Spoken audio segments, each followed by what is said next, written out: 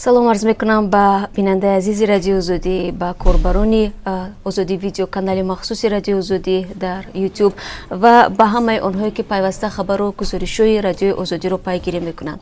дуруди дубора ба ҳамаи онҳое ки ин лаҳзаҳо ба мо пайвастанд ва ҳоло бо вақти Прага соат 10 аст ва чун ҳамеша аз дафтари марказии радио озодӣ дар шаҳри Прага дар ҳамин вақт мо талош мекунем барои шумо хабарҳои охирини Тоҷикистон ва ҷаҳонро бигӯем.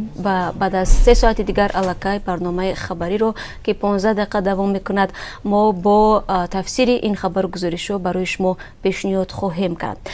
حمله پسران به سیاحان خارجی مادر را از وظیفه محروم نمود. مدیر مکتب تحصیلات عمومی رقم 5 شهر نورنگ میگوید که نبود بگیم یوسف و دیگر در مؤسسه آنها کار نمیکند.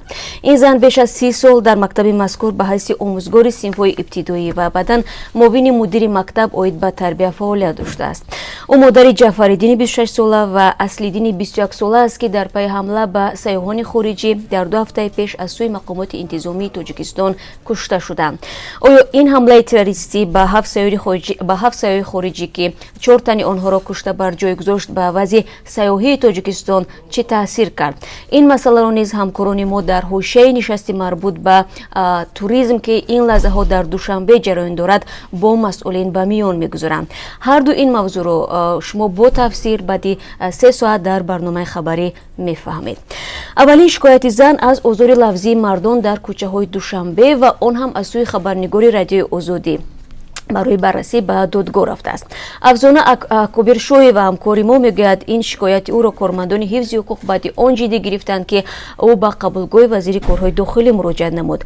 شکایت افزانه به پلیس از بالای چند جوان برای الفاظ قبیح و رفتار غیر اخلاقی در حالی است که در این اواخر دغل گفتاری و گپرتوی جوانان در شبکه‌های اجتماعی هم به یک موضوع داغ تبدیل یافته است. انتظار می‌رود که بررسی این قضیه در دادگاه برای جوانان دیگر که در خیابان‌های شهر به دغل گفتاری و بد اخلاقی نسبت دختران ترتیبات جمعیتی را ویران میکنند در 3 ادب خواهد شد.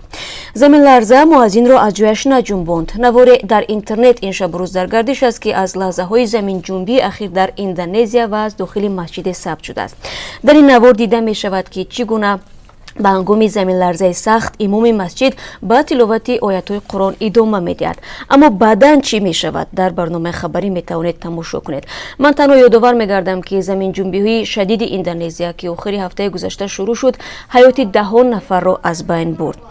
باغ جانوران کی سفری می شود؟ جانورشناسان میگویند باغی که در میانه‌های عصر گذشته در پایتخت تاجیکستان بنیاد کرده است کیها کارنشای هم شده است. شرایطی که در آن جانوران نگهداری میشوند برای رشد و افزایش این حیوانات سازگار نیست. این هم در حالی است که هنوز از چند سال پیش سر و صداها درباره کوچانیدن باغ جانوران از مرکز دوشنبه به کناره آن شنیده میشد.